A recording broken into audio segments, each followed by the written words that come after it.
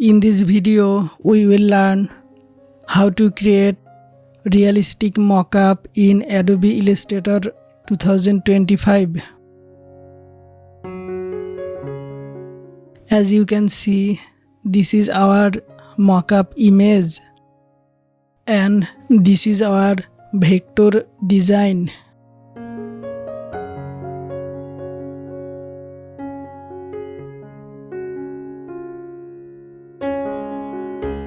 Now select the mockup image and the vector design together.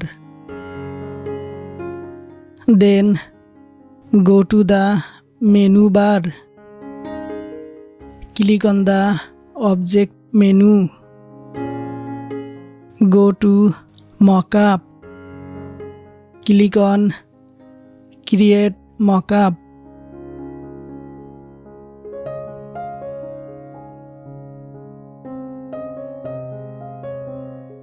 You can see the design has been mocked up perfectly.